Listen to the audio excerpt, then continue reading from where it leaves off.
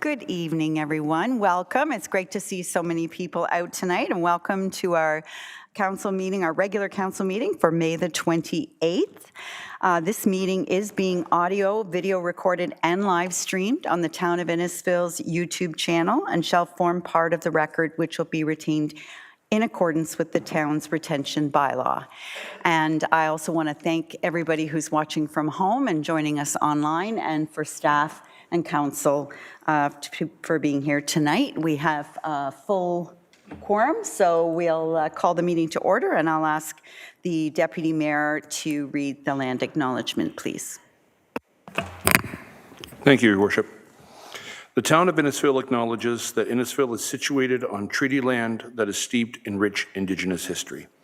The town also acknowledges that this land is the traditional territories of the First People of Turtle Island. It is shared between the Anishinaabe people of Beausoleil First Nation, Chippewas of Rama First Nation, and Chippewas of Georgina Island First Nation, and we thank them for generations of stewardship. This meeting place is still the home to many Indigenous people, and as settlers, we are grateful to have the opportunity to work on this land.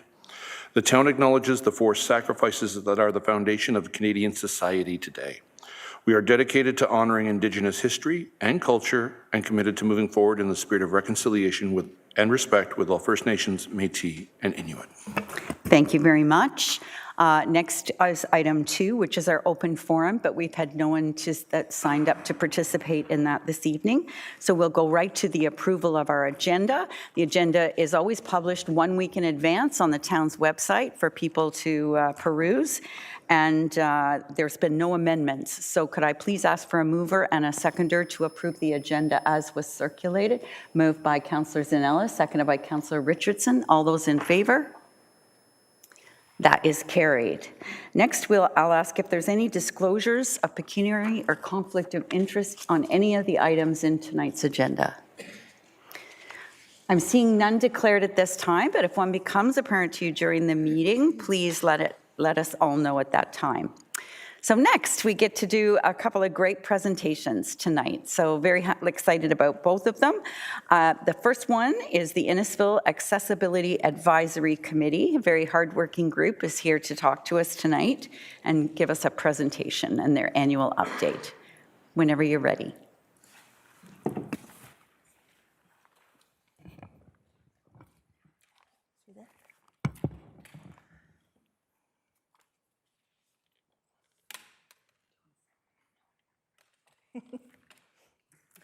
Good evening, Mayor Dolan, Deputy Mayor Fowler, members of council, staff and the public. My name is Hilary Mallett and I'm Vice Chair of your Innisfil Accessibility Advisory Committee, here on known as the IAAC. We're pleased to provide you with this annual update this evening, and we recognize that May the 25th to May the 31st of this year is National Accessibility Week. During this week, everyone, I mean everyone, has had the opportunity to celebrate and raise awareness of the critical need for accessibility and inclusivity, not only in our community, but also in our workplace. Your committee appreciates this opportunity to advocate on behalf of Innisfil to ensure that we do have that barrier-free community. Please let me introduce our committee members from 2022 to 2026. Obviously, our councillor, Robert Saunders, who is our chair, Karen Brown, seated, Dana Donaldson to my right, Carol Ann Browning to my left, John Gray, Christine Monroe in the seats, Kim Boss, who is attending virtually, and our very newest member that we wish to welcome on board is Erin Volkhammer, who you appointed to the committee on May the 11th, and she now proudly wears the blue t-shirt, so she's now one of us. At this time, we'd also like to take the opportunity to recognize one of our members, Rod Boynton. He has been a member of the IAAC since 2011, and we really want to extend our appreciation to Rod, who has been such an enthusiastic and dedicated member of this committee, and also one of the founding members of our Breaking Down Barriers Awareness Day program. We're thrilled that he's here with us today. And on behalf of the committee, I want to wish you, Rod, the very best for a happy and healthy retirement, and know that you are genuinely missed.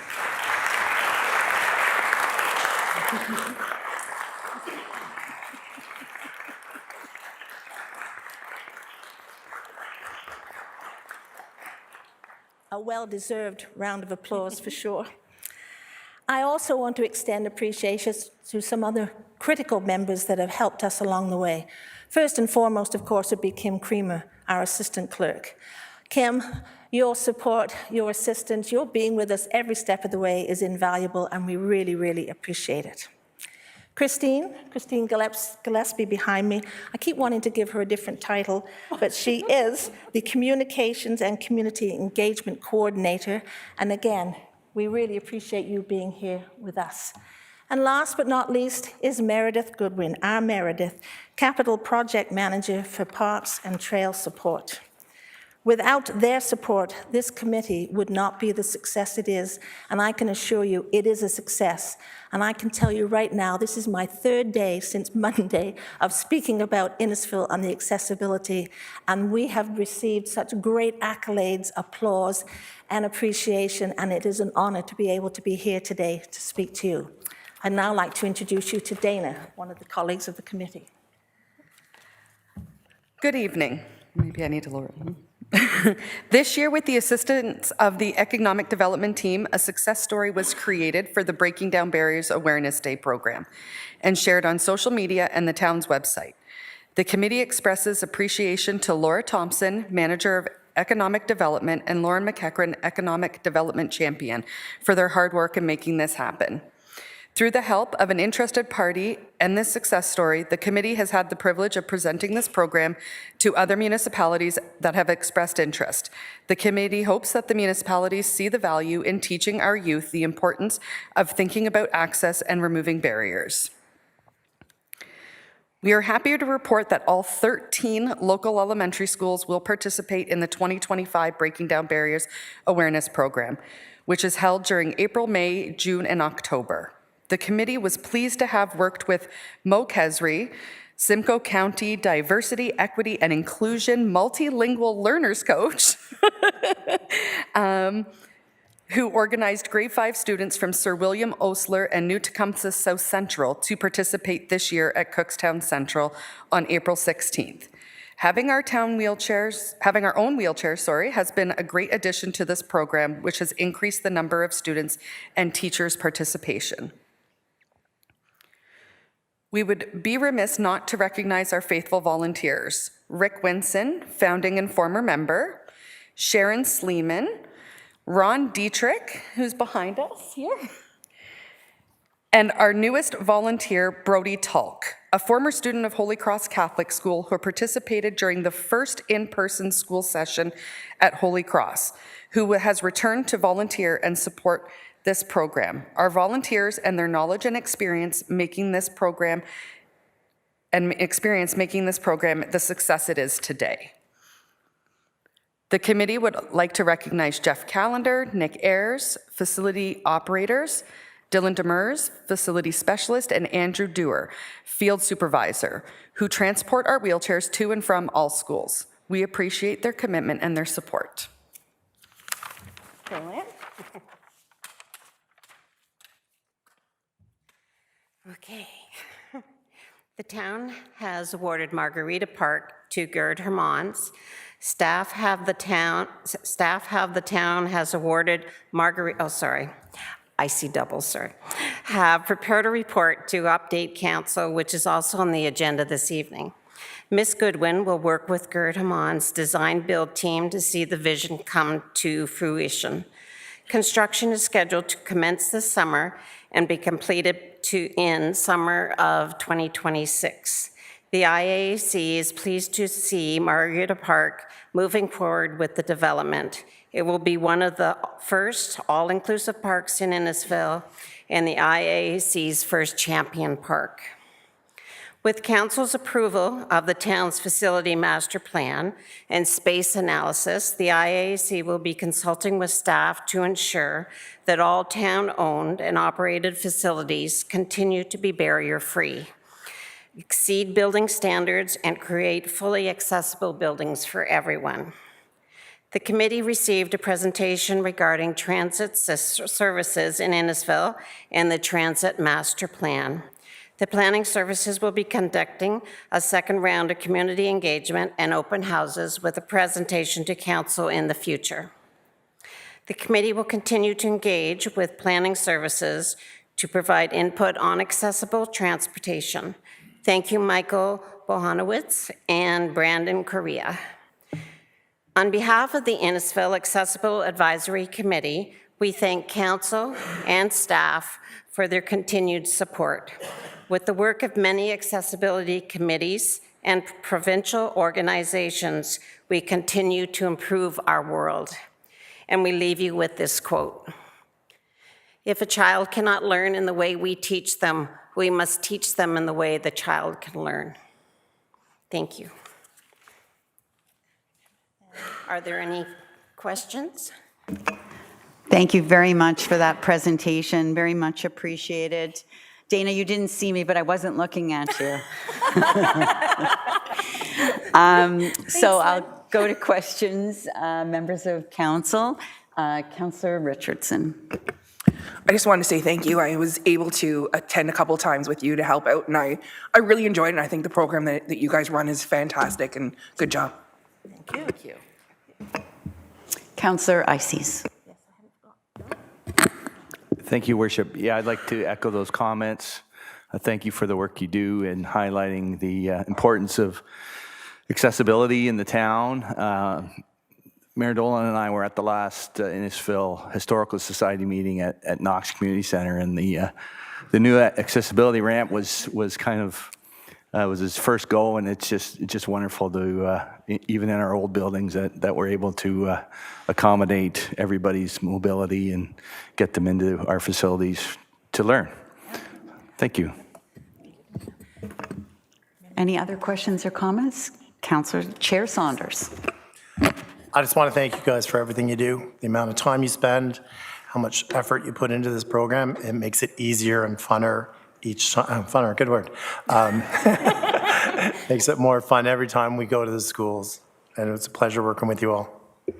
Well, we'd like to echo that sentiment back and also say that we have certainly enjoyed having you on the committee with us. And it is fun, more fun some days, because you can appreciate it's a long, hard day sometimes. And I have made a promise to my committee members that I will not ask for any additional funding, for any additional support, because I did have an idea when teaching some of these children, and they've said, no, I can't ask you that. So We're turning it around. So I would like now to say, please do not think we are rude when we turn our backs on you.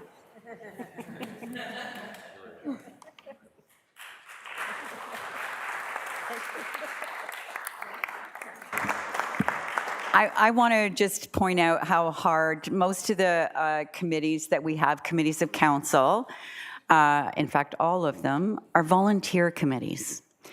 Typically, they meet once a month, maybe take July off. This group, 13 schools over a few months. I think Hillary mentioned Monday they did a presentation to Barrie City Council to show them how it's done. Then Tuesday, I met up with a bunch of them at the County of Simcoe, doing work at the County of Simcoe, and now tonight here. So that kind of dedication to your community is truly commendable.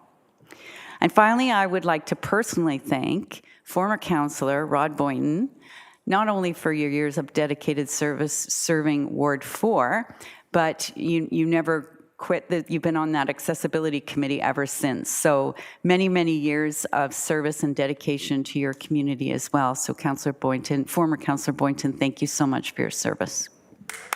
Yeah, go ahead. Thank you so much, everybody. I don't like having my back to people, so. I just want to be quick. You've heard that before.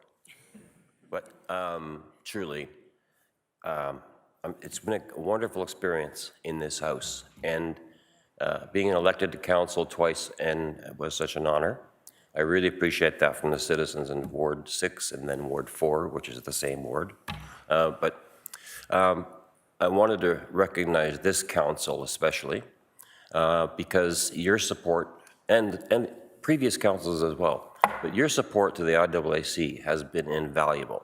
And we've challenged you by bringing lots of things in front of you, and you've never let us down. So we truly appreciate you and what you do.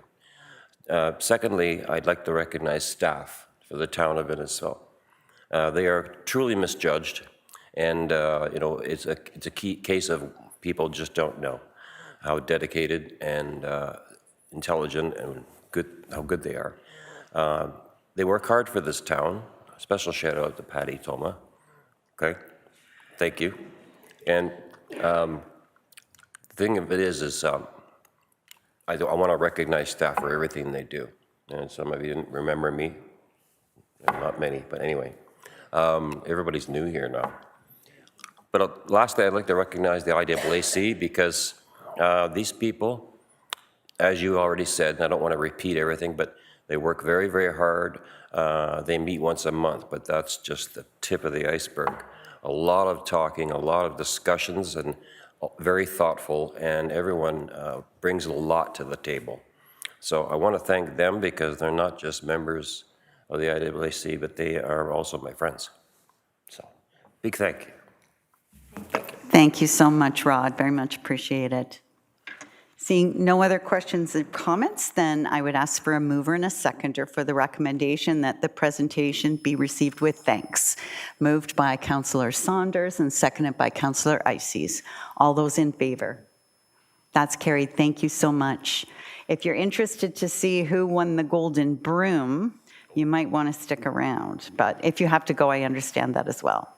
So our next presentation this evening is by the Pitch-In Working Group. Another one of Ms. Creamer's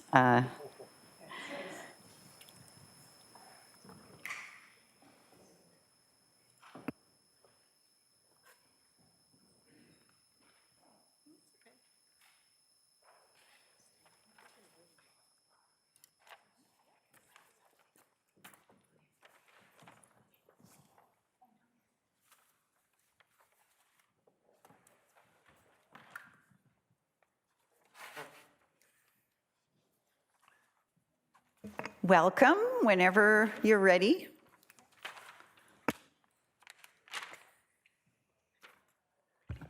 Good evening, Your Worship, Deputy Mayor, members of council, staff, and the public. My name is Al Gilchrist, and tonight I am pleased to share the following update regarding the 2025 Pitch-In Annual Cleanup Event. Your Pitch-In Working Group includes Ann Kell, Sue Bennett, Kim Creamer, Clerk Services, Danielle Severno, Arts, Cultural, and Events Specialists, Craig Hendry of Fire Services, and myself. We wish to thank everyone who participated in the 2025 Pitch-In Cleanup Day on Saturday, May the 10th. Now, at this point, I just want to say something very special because we have a lady here tonight who has been the champion of Pitch-In for, I believe, 30 years. She has been the driving force behind it, and her dedication is just absolutely fantastic. And we enjoyed working with her, and we're sorry to see her go. She's going to be retiring. So I just want to say, Kim, on behalf of the committee, thank you so very, very much for all those years.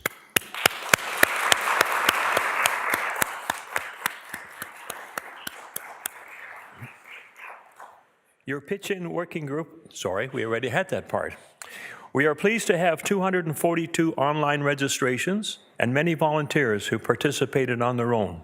Those who registered could pick up cleaning kits from April the 22nd through May the 10th at the Town Hall, all library branches, and the fire stations in Alcona and Lefroy on May the 10th from 9 to 11 a.m. And now we'll hear from Sue. We thank Natalie Graham, Communications Lead, and the Communications and Community Engagement Team for posting articles through the town's social media channels, promoting on town boundary signs, and capturing the day's activities.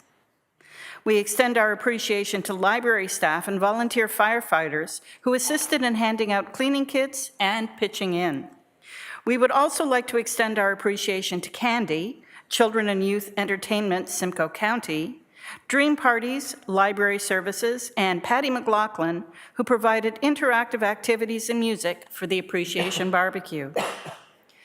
Without our generous sponsors' support and donations, this event would not be the success it is today. The Pitch In Working Group extends its appreciation to the wonderful people of our community.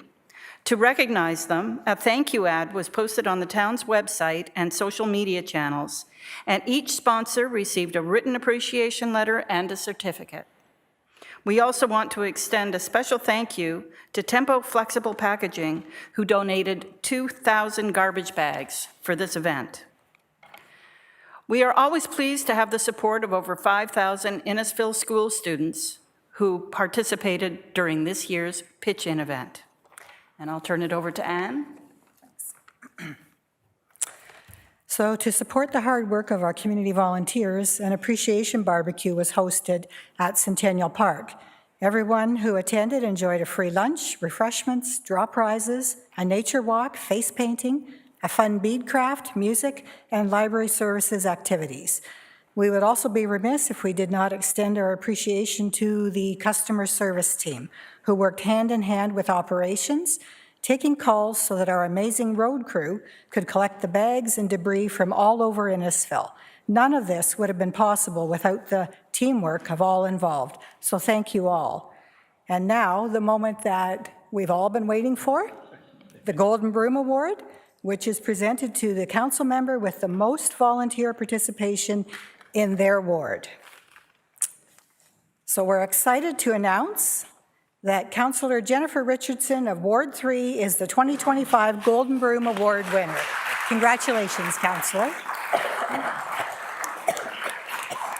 And I'd like to invite Councillor Richardson to come down. Okay. And I just want to say in closing that the Pitch In Working Group appreciates the support received from the community, our volunteers, staff, and council. And we hope to see everyone next year, Saturday, May 11th, 2026.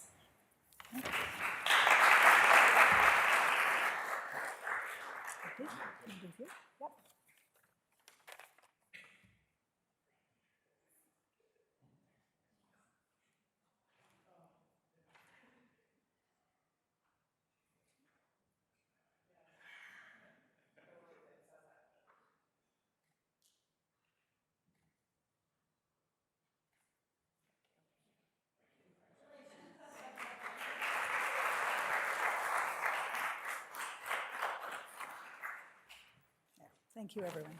Thank you. Questions or comments for the Pitch In Committee? I just have one thing to say. So Councillor Richardson has the largest ward by population. And we did a ward boundary review this year, and she didn't want it changed. I think now I know why, so that she can win the Golden Broom. She just told me she's going to win it next year, too. So that was great fun. Thank you so much for that. And I just want to thank you all very much for all your hard work putting this together every year. Made particularly more difficult this year after the ice storm. So a lot more wood debris in the way and a lot more things to kind of have to jump over to get to the garbage. So thank you to everyone for all of your hard work.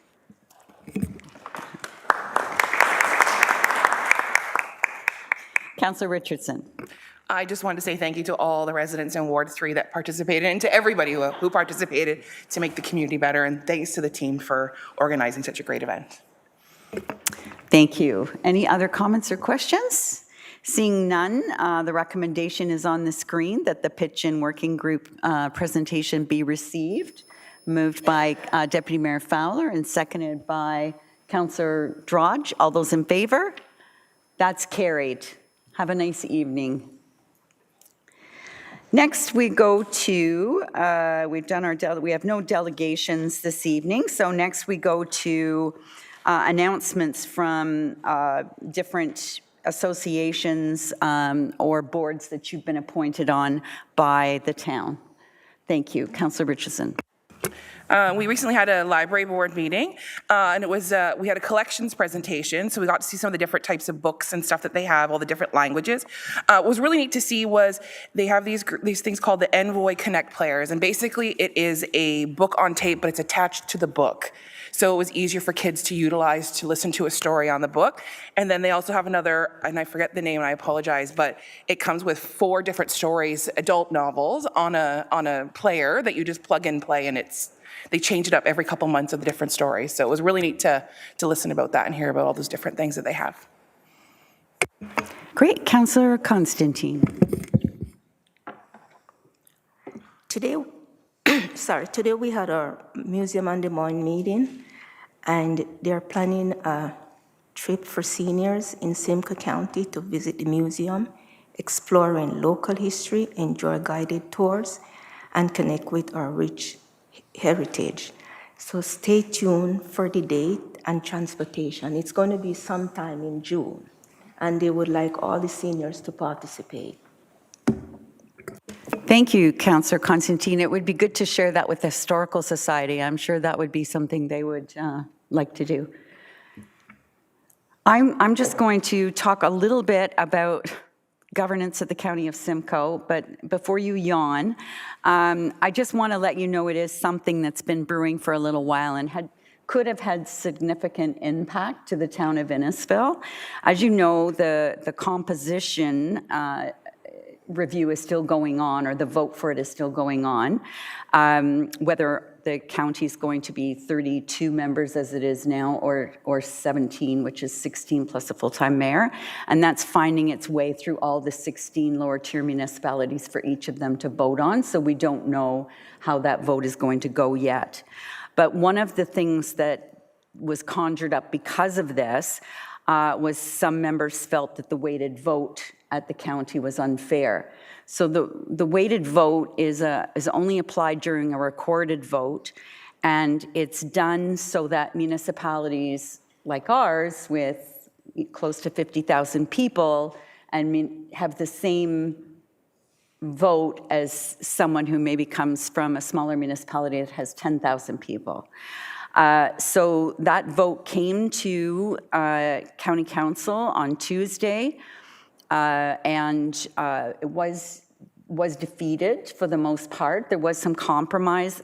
There will still be a weighted vote on anything on the floor, with the exception of procedural matters. So things like when you elect the chairs, the section chairs, the warden, the deputy warden, when there's a waiving of notice and you need 2/3 to get through that. So all those things will not be a weighted vote, but everything that would to do with financial, the budget, whether or not to hire a new nurse or get a new ambulance, all of those things will still be with the weighted vote. So I was really pleased to see that we were able to find a compromise that the majority of county councillors could get behind. Also with my county hat on, the warden and the deputy warden were unavailable, so I attended the grand opening of the new Tormont manufacturing facility in the town of Bradford, West Gwillimbury. It's on Highway 400 and Line 5. Quite a facility, and they're very happy to be in their new home. But one thing I will say is, while I was there meeting some of the workers, I met at least 4 neighbors and Innisfil residents that work there. So because it's in Bradford, West Gwillimbury, does not mean that it is not a benefit to our residents as well. Did you have anything to add to the county? Okay. Anyone else have any updates they'd like to give at this time? All right, I'll just finish with a couple more quick ones then. Oh, sorry, Linda, go ahead. Councillor Zanella. Thank you. I just wanted to talk a bit about South Simcoe Streams Network. That's the committee that I sit on. And we've been really busy this year out planting trees and around the streams, and we've had huge volunteer amounts of people come out. Unfortunately, we are a not-for-profit, and we need to raise $10,000 to continue to buy trees that we can plant. So we have set up a GoFundMe page, and I'm going to send it to Jane so that she can put it on the community page, the thing that you scan. What do you call that thing? QR code. And I'll have that put up on the site for us. So if anybody is interested in donating to our GoFundMe page, we'd really appreciate it. Thank you. Thank you, Councillor Zanella. I just have a couple more, unless someone else had any. So just then the AMO Executive Committee met again this week as well. Very, very busy, lots of legislation, and so lots of policy things to be worked on. I will point out that in the provincial budget, there was a $15 million grant for planning for the new South Campus of the Innisfil, of South Campus in Innisfil.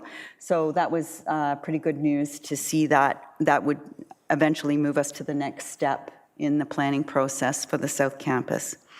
And then finally, in my role as a Police Services Board, we had the swearing-in ceremony for Deputy Chief Landry last evening, and a Police Services Board meeting was held today. We approved the annual report, which will be coming out very shortly, and annual reports are pretty dense and not that interesting, but this one is very digestible and a good read and provides a lot of information about our police service. We were recognized and given an award for our VICARS, which is the victim services that we do, so recognized for our compassionate care and service to victims of crime. And then finally, I would say that we were two presentations that came to me. The one that most of us were interested in was the difference between using 911 and the regular number for non-emergencies, and how that is life-saving. And there were statistics on how many non-essential 911 calls there are because people don't know the number, so they just call 911, think it's a little bit more convenient. Unfortunately, it does take precious time and resources away from real emergencies. And also about the number of hang-ups when people call 911 by accident and then hang up because they're embarrassed and they don't want to bother anyone, but that causes even more resources because that call then has to be cleared. So they have to either phone back or actually go and visit that person, which can take a lot of time. So if you do accidentally call 911, please just stay on the line and let them know it was an accidental call. And that was all I had this week. So seeing no more, we'll now go to the agenda. And this is a consent agenda, so we'll work our way through each piece, and people can ask questions on any item, or if they want to pull it to have more fulsome discussion in committee of the whole, we can do that as well. If it doesn't get pulled, if your item that you're interested in here looking for doesn't get pulled, it will be confirmed at the end of the meeting, which means the staff report will be confirmed as written. So item A1, the special council meeting minutes from May 14th. A2, the council meeting minutes dated May 14th. B1, the summary report 0225 of the May 6th Traffic Safety Advisory Committee meeting. I didn't want to pull it, I just wanted make a couple of comments on that. You'll notice there was an update, well, first about Alcona Glen and Goodfellow School and doing some more work in that area, but also the ASC going up in front of Alcona Glen in the not too distant future. I will tell you that I do send a courtesy email to the principals of each of the schools prior to any cameras being installed. And just to give you an example for people who are wondering whether or not they do have an effect. So the one that was near Nantyre Shores, prior to it being there, it was 61 kilometer an hour, and that's the average of the 85th percentile. So 61 in a 40. While it was there, it went down to 40 in a 40. And now that it's gone, it's 51 in a 40. So it did go back up, but still 10 kilometers less than it was to start with. So it is having a bit of an impact. So I just wanted to highlight that. B2, the Innisfil Heritage Advisory Committee meeting. B3, the Innisfil Accessibility Advisory Committee meeting. C1, the 2024 final operating and capital results. Councillor Fowler, or Deputy Mayor Fowler. I'd like to pull that, please. Thank you. C2, 2463 Leonard Street, Class 1 variation to community, the CPPS. I had one question on that one, if I could, Ms. Lee. Why is it that sometimes we have to have a public meeting for these and sometimes it's a recommendation without a public meeting? Yeah, thank you, Worship. Thank you for your question. So a Class 1 variation doesn't require a public meeting, but a CPPS bylaw amendment requires a public meeting and the Planning Act. Right, okay. Thank you so much for that. Anyone else have any questions on item C2? Seeing none, I'll go to C3, the speed limit bylaw amendment, which I was just referring to. C4, the establishment of a council compensation review committee. Councillor Saunders. That is pulled. Now we'll go to items D1, the Q1 operating and capital financial update. Councillor Ices.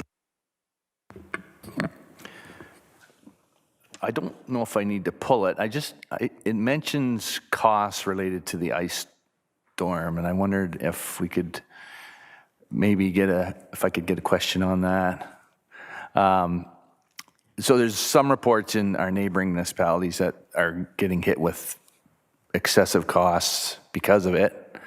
In the report, it didn't allude to anything extreme. I'm wondering if we could have maybe an update and maybe explain what those costs came from.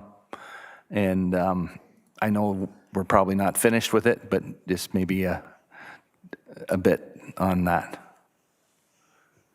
I'm wondering if that's a treasurer report or a director of operations. Director of operations, thank you.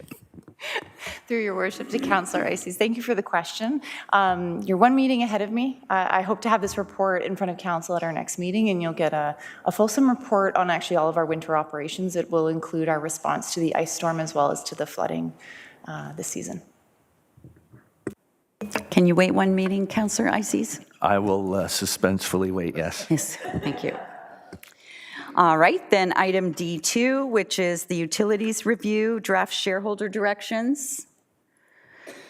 We have CAO Gershow online tonight. Should anyone have any questions with those? I guess what I just wanted to say about these is if you could take the time over the next few weeks, I had specifically asked for them to be on ahead of time so that people could have a look at them. This is the shareholders' rules to the board of directors, and on June the 25th, you'll be asked to approve them. So didn't just want to spring them on you like a week before. This way you can have a really good look through them over the next few weeks. Seeing no questions, D3, the design build of Margarita Park. Thank you. There are no bylaws this evening. And then we go to the correspondence for action. There's none. Correspondence for information. G1 is the Bill 17. That's just one of the items, the legislative items that's coming forward right now that's keeping us so busy. G2, the YIMBY proclamation, YIMBY being Yes in My Backyard. G3, the National Deafblind Awareness Month of June. Councillor Richardson. I just wanted to mention that on June the 4th at the Innisfil Idea Lab Library, they'll be doing their yarn bombing event to raise awareness for National Deafblind Awareness Month. And it's a great initiative that is done every year, and it's really great to see. So just wanted to share that. Thank you. Next is the National Indigenous History Month, June 2025. And the Innisfil United Pride Month is June 2025. So we had no motions for which notice has been given, and so we'll go to the consent list recommendation, please. And we're pulling those two items. Could I ask a mover and a seconder, please? Moved by Councillor Drodge and seconded by Councillor Zanella. All those in favor? That is carried. Now a motion to resolve to Committee of the Whole, please. Moved by Councillor Saunders and seconded by Councillor Constantine, all those in favor? That is carried. And we're now in Committee of the Whole, and Deputy Mayor Fowler pulled C4, C1. Thank you, Your Worship. I need a seconder if possible. All right, Councillor Drudge, thank you. In the report on page 3, I actually have 2 questions of very different natures. On page 3, the proposed funding of operating surplus. Where staff are proposing that the town's operating surplus for 2024 of $979,216 be transferred to the property tax rate stabilization reserve. We just in the last meeting had a question brought forth, and we put forth the idea to build the pickleball courts ahead of schedule, and that was $414,000, which is less than half of this. What is the feasibility of using a portion of these funds towards the pickleball court so that it doesn't come back at a later time as a deficit in another location? Thank you, Deputy Mayor. We're all teed up for that question because I'd asked it this afternoon. Treasurer Webb. Through you, Mayor Dolan, to Deputy Mayor Fowler. Excuse me. So in terms of using the surplus funds to fund a portion of the pickleball project, I would recommend against that. Just that, you know, when you do look at the Q1 report and we see what the forecasted balance of the property tax rate stabilization reserve is, because we've had, you know, those flooding events and the ice events, it's potentially going to be below the 5% that we say we should keep as a minimum balance. So if you look out to the end of 2025, it may not be at that 5%.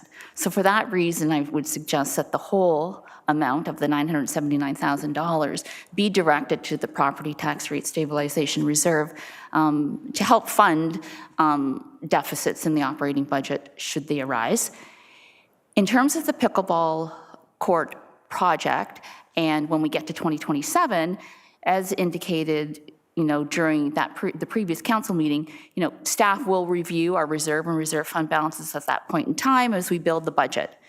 Council does have the option at that point, if there's a project that didn't get pulled forward because, you know, we've allocated this money to the pickleball court, we can have that conversation then again too, in terms of are there other reserves that we could pull from to fund a project that maybe isn't moving forward because we've allocated money to the pickleball court. Thank you, Ms. Webb. When it comes down to this, I'm torn in one regard because we're pulling from one project or another either way. And the fact of the matter is, whether we pay now or whether we take funds to pay later, it's technically the same funds being used.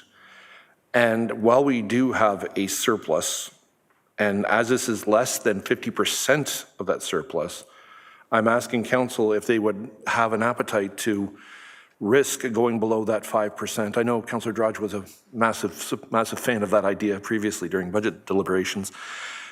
In this scenario, it moves it up. We're going to be paying now or later. It's going to come either way. So it's just a matter of when. Do we pull the Band-Aid off now or do we pull the Band-Aid off later? And at this point in time, I think it has a little more emphasis to do so now. Ms. Webb? Through you, Mayor, to the Deputy Mayor Fowler. One thing to note is that the funds and the reserve funds, so we've got the property tax rate stabilization reserve.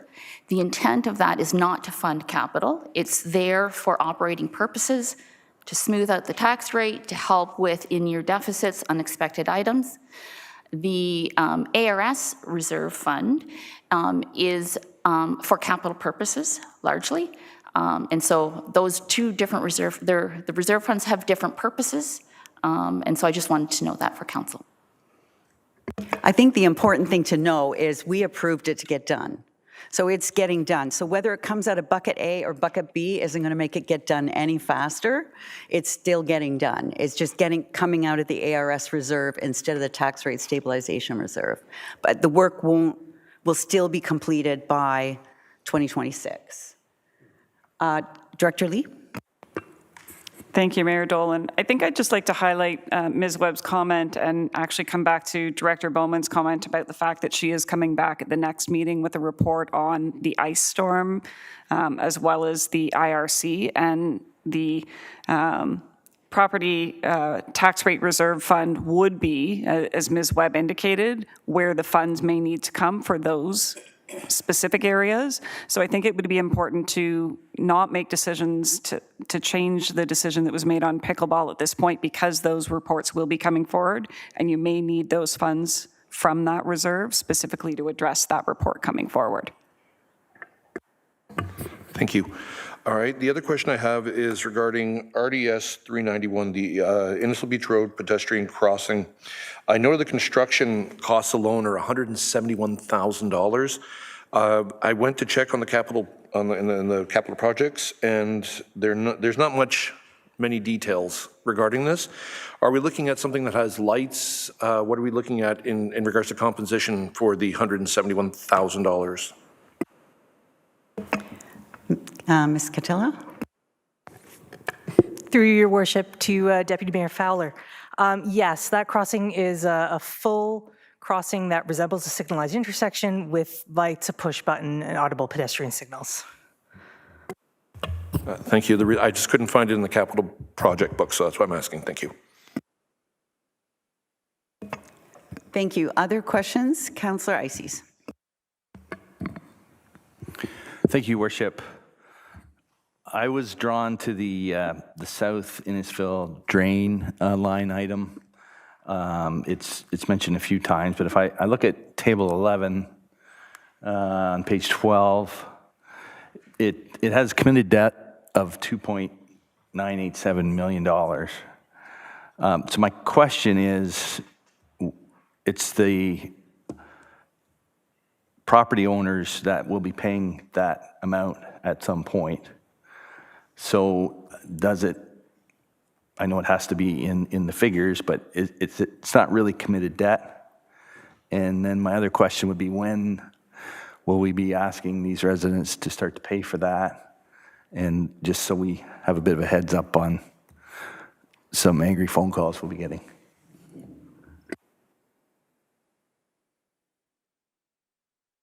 Go ahead, Ms. Webb. Sorry.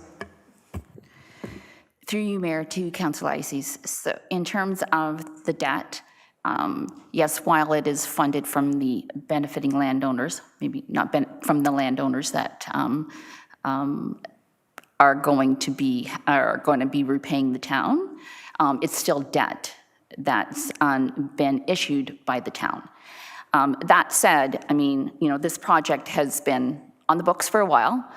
And so while we have this amount here, I mean, we certainly need to review and update to, determine whether, this is still the amount or what that actual amount will be that would be repaid from the landowners. But it is still debt that's issued by the town. Go ahead.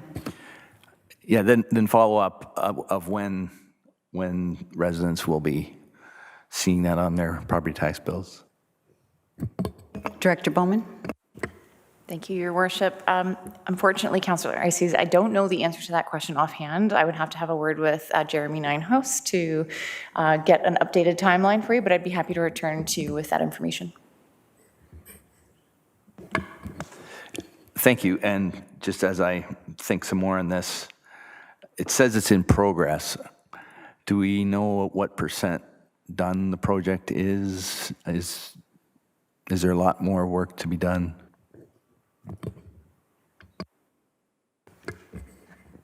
Director Bowman? Through your worship to Councillor Ices. Again, I think we should consult with Jeremy as the expert, but we have at least one phase and in addition to the work, I think, planned for this year. So 1.5. I think a big piece was the culverts under the 400.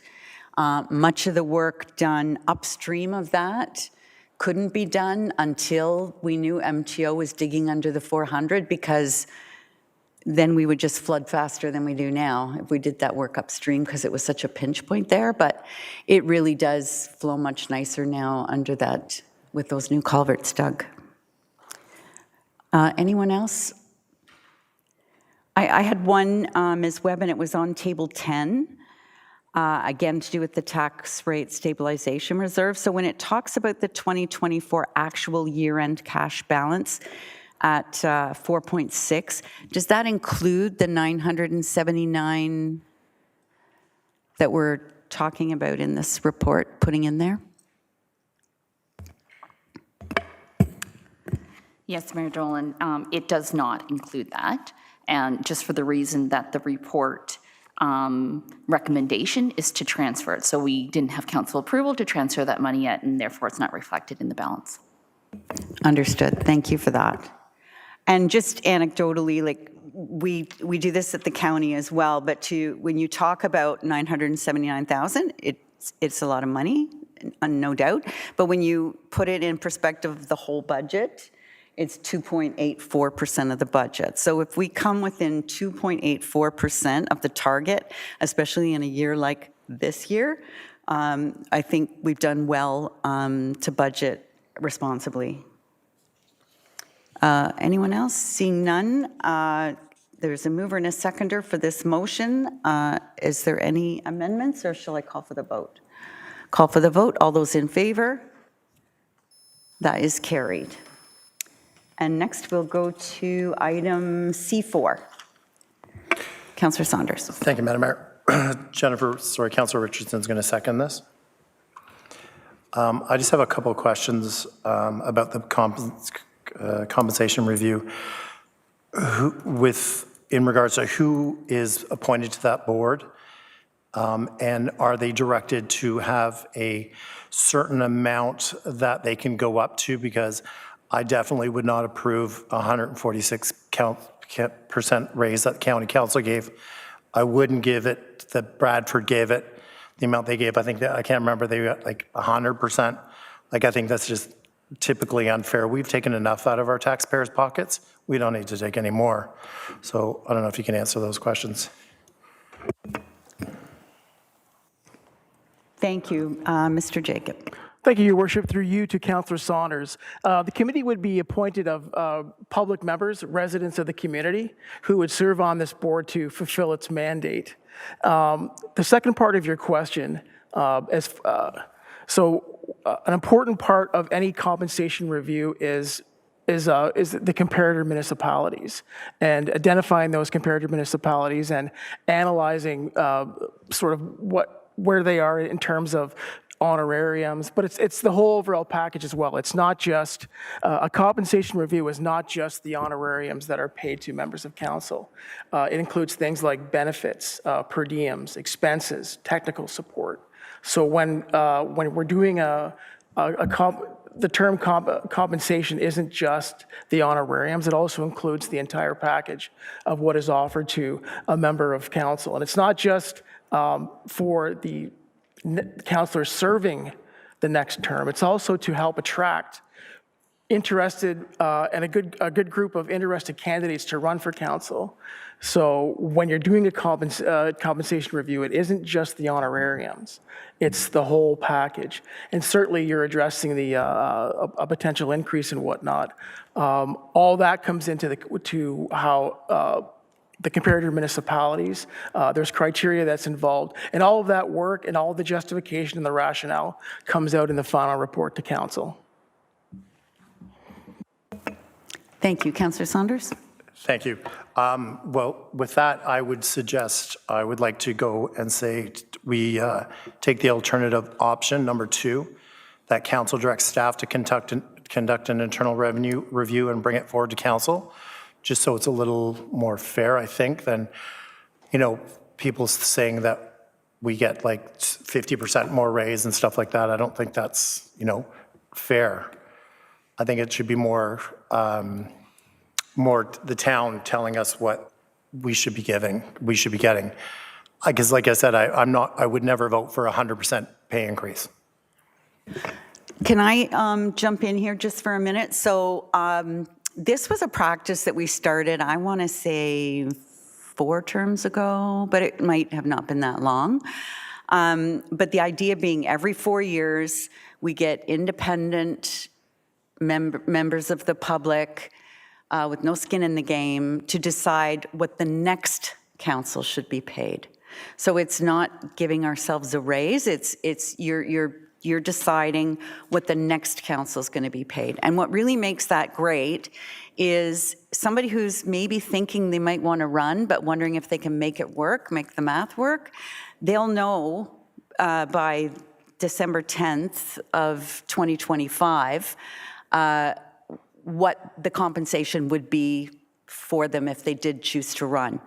And the other thing about this is we decide. So the committee with the volunteers from the community who do look at other municipalities and do comparators and they come back to us, we can still say no. We can vote it down. We can accept it. We can change it. It's still our decision what that next council will make. I also had a couple of things I wanted to comment on this item about as well. And in similar vein to Councillor Saunders, in the past when we've done this, we've always kind of made it, we've looked at it in isolation as just Innisfil Council. And there are could be significant changes at the county that will impact the mayor and the deputy mayor's compensation. So already, what was proposed at the county was for the county to not give themselves a raise, but give the next council a raise. That changed, and it's being phased in over 3 years.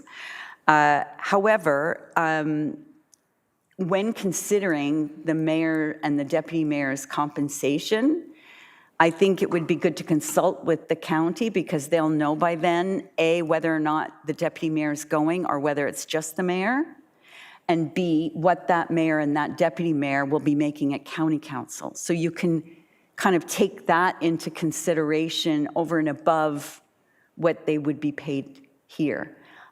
I don't know whether this committee will think that's fair or not. I think it's fair, but it's just something to think about because if there's like a, whatever it was, 140% raise at the county and then another significant raise here at the town, that might not go over too well, is my thought. Councillor Richardson? So my only issue is in regards to your comment that the rate of pay, like I really hope that it's not the rate of pay that would just be your deciding factor if you were going to run. I think it should be because you want to make the community better. It shouldn't be what you're getting paid to do that. Like we want people that want to make the community better, not to make a quick buck by sitting here on council. I think that's really important. And then my other worry is that it'll maybe potentially be future candidates that are sitting on that board thinking, well, I can give myself a raise because I'm going to run and I'll be sitting in that chair the next time, is my concerns. But Thank you. Councillor Waters? Thank you, Your Worship. At the end of the day, we're going to vote on it, and so we'll get a chance to yay or nay it at that point in time. But I think to get a report back from a committee that represents the community is going to be a fair value in terms of what they think we're worth. And I think it's going to be influenced by what happens at the county, what happened at Bradford, and those, so it may come back higher than we expect, but it is a review from the community. So I think that's a fair review, and that's why we have the committee. And at the end of the day, if we don't like it, we can vote it down. Thank you. I think that's fair. I can also say that my first term of council, I paid more in babysitting than I made sitting at this table. So while you don't want people thinking they want it for a quick buck, you want people who maybe aren't financially well off and retired are the only ones who can do it. You want to make sure that you can hold down a job and do this job at the same time. So you want to be able to make the math work. If somebody does have to hire a babysitter, so if we can get some young people to come to this table, and if they have to hire someone to look after their kids so they can come here, you want to be able to make that work for them. Councillor Ices? Thank you, Worship. I wanted to explore Councillor Saunders' suggestion maybe a little bit more. And that's a question with regards to what an internal remuneration review would look like. In my mind, I'm thinking, they're going to look at the same data that the committee would look at, and possibly we'd have a similar recommendation. Is this more efficient? Is this more or less costly? Just maybe some comments on the scope of what that would look like. Thank you. Deputy Clerk Jacob. So your worship, through you to Councillor Ices, done through an ad hoc review committee would be really emphasizing that openness and transparency. As a committee, members of the public could attend. There is reporting back through minutes after meetings and whatnot. Never having gone through my first compensation review was 2013, never having gone through a staff-led review, I think it would be certainly similar as far as the process in finding comparator information and data analysis, where really the benefits of having an ad hoc committee, if it's you have a standalone group of residents, that's done in an open and transparent manner, and there is public reporting throughout the whole process. With both would have at the end result would be a final report and a recommendation, where the committee would be with just, again, it just enhances that openness and transparency that a committee does offer. And the committee do volunteer. They don't get paid. Sorry, Councillor Ices. Yeah, so my other question was, typically a member of council sits on these committees. Would that be the case in this situation?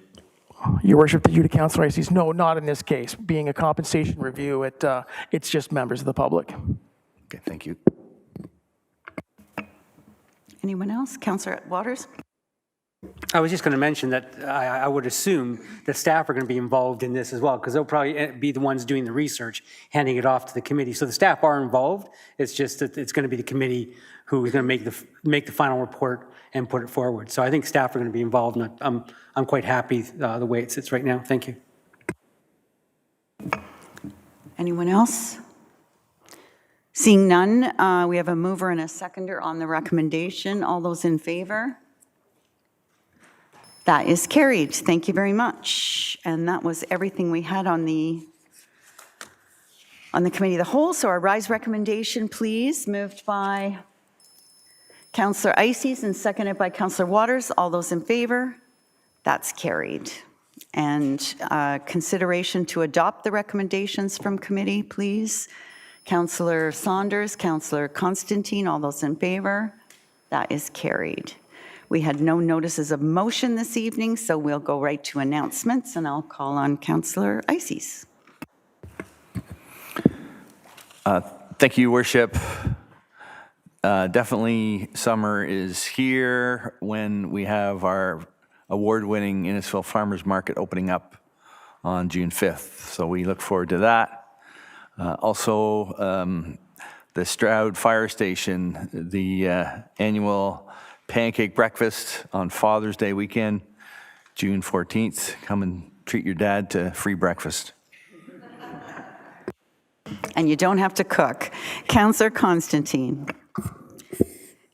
So this is the run for Innisfil, and you have 5K run, 3K run, and 1K. And I think it's next Sunday, June 8th, and it's you're collecting money for the RVH. So this is a good thing to support, and you need to register. Is it free? Because I haven't seen any where they said they pay. When you scan on it or click on it, it's so much money for the 1K, so much for the 3K, or you can just donate. If you'd like to donate, you can do that too.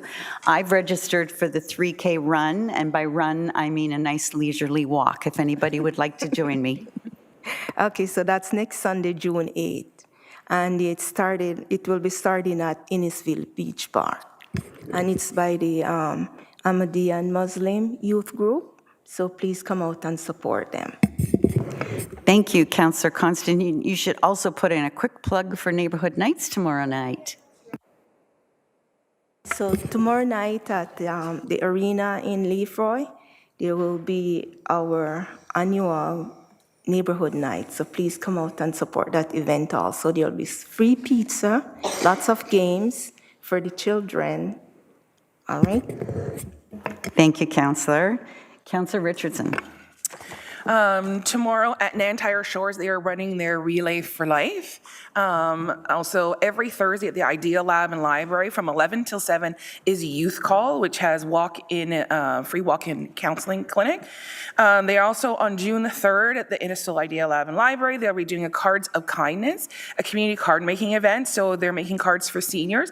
A great way for students to get those volunteer hours if they've still got to get a couple more before graduation.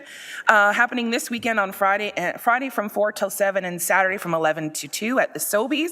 The second Innisfil Scouting Group will be hosting a fundraiser barbecue. They're trying to raise money to go to Switzerland next year.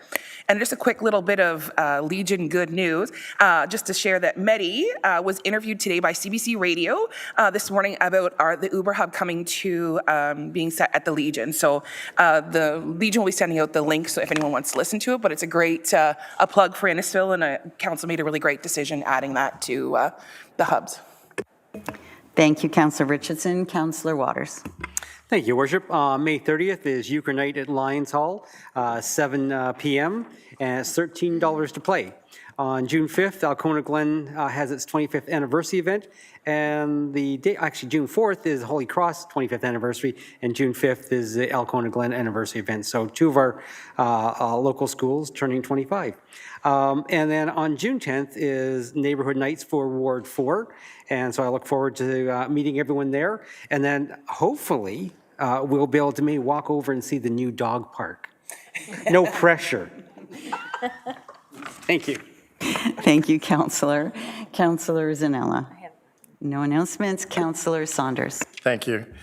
Councillor Richardson and I got to attend the Business Excellence Awards last week, and a big congrats to Innisfil BJJ. With PK, he won the Entrepreneur of the Year, as well as Hitch Hall and Trooper Pet Veterinary Nursing Inc. also won awards. So it was amazing turnout for them. That was great. And on June 21st, the Legion has their golf tournament, and there's tickets left, and anyone can play and sign up. Thank you, Councillor. Councillor Drodge. Thanks, Your Worship. On May 31st, Innisfil Garden Club Plant and Bake Sale is happening at the Arboretum in Guildford from 8 to 12. And on June 7th in Cookstown, there's the Wing Ding happening, and that is happening all day. Thank you, Deputy Mayor. Thank you, Your Worship. Recently, Mayor Dolan, Mayor Leduc, Deputy Mayor Sandhu, and I gathered with many people to meet with the General Consul of India. It was a time of learning to see how we can assist the community, and as our population is diversifying and growing, what we can do to assist them when situations arise, both here and at home. Many of us attended the Chabad Innisfil's Lag Bomer at Centennial Park. That's another way of showing that our community is diversifying incredibly, which is really nice. And now the Innisfil Beach Cruisers are every Thursday night around 5 o'clock. You can go down there, take a look at some really cool cars. I couldn't afford half of them, let alone rebuild them. So the people who put the time and energy into them are really nice. Sometimes they'll take pictures, they'll let you sit in the car, they have draws. It's all for charity. It's incredible what the Innisfil Beach Cruisers do. And June 3rd, the South Simcoe Police bike rodeo was taking place at Alcona Glen. They just come by, check your helmet, check your bike, meet the South Simcoe police officers. It's a really fun time, and it's really good to get to know your social circles. Thank you. Thank you. And finally, what hasn't already been announced, so I wanted to thank Councillor Zanella, Councillor Richardson, and Councillor Constantine for joining me at the Simcoe County Conference this year. I hope you found it informative. It was a day-long conference that's put on by the county for free So it gives you a chance to network with other county councillors and learn some of the things that the county does that we might not be exposed to as much, like age-friendly communities, paramedic services, paramedicine, all of those services. So it was a great day. Thank you. I just wanted to also look forward to the Garden Club event, but also thank them. We had, the deputy and I went to the Garden Club and Tea at the Churchill Community Center on May 17th. And it was a fun afternoon. And following that, Councillor Ices and I went to the Innisfil Historical Society. It was standing room only in that room, and the presenters that day were Wilson Forbes and Bill Van Berkel talking about Belle Ewart. And the Belle Ewart of yesteryear, it was a happening place. There were 2 dance halls and like 4 delis and lots of stuff going on. I think Ms. Creamer's great-grandfather or grandfather was involved in the ice industry there. And there's books you can buy from the Historical Society that talk about Belle Ewart ice. And it was, the other thing I wanted to mention is it was their first meeting back in Knox School since all the renovations took place.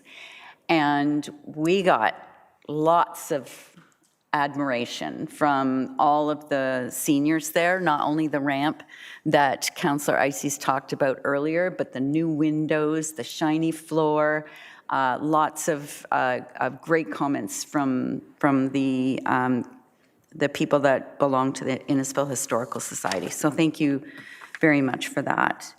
And other than that, it's been an awfully hard week for Innisfil this week in the loss of so many, particularly in the south part of Innisfil. And it was very tragic and heartbreaking to hear today about Rosemary Radcliffe.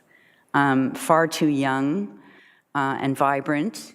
And she lost a short but heartfelt battle. And our thoughts go out to her husband, Rob, and her mother and father-in-law, Stephen Gay, and all of her children and grandchildren. It's, I have no words for that. There were other losses in our community as well. So Jack Hayward, the Lake Simcoe legend, the Blue Ice Report. He's gotten more followers on his YouTube page than I think anyone, and he's kept many of us safe, many people all over the GTA in Ontario safe, because they would never think about venturing out onto Lake Simcoe until they listened to Jack's Blue Water Report. Jack passed away this week. I also attended yesterday a visitation for Paul Corner. Paul Corner, Lefroy resident, celebrated or spent 35 years as an Innisfil firefighter, retiring, I'm guessing in early 2000s. Thank you, Chief. And well known in the community, his son-in-law long time served on our Simcoe Police Force, so really enrooted into the community, and you could tell by the crowds at the funeral parlor yesterday. And I was back there today for Lockie Jack. Lockie, again, lifetime resident, born in Lefroy, lived most of his life in Guildford, a staunch Mason. In fact, his daughter told me today he'd received an award for being a Mason for over 70 years. And very, very dedicated to the Guildford United Church. If you ever went to a roast beef supper at the Guildford United Church, Lockie was the one cutting the beef. He always has the chef behind the knife there. So his wife Anne and his 3 daughters were there today, and condolences to all of the families who have lost someone in this very difficult time for them. And anyone from the good of the community have any announcements they would like this evening? I'm seeing none. So with the announcements completed, then we will go to the confirming bylaw and adjournment at 8:13 p.m. Councillor Drodge and Councillor Richardson, all those in favor? That is carried. Thanks, everyone, and enjoy the rest.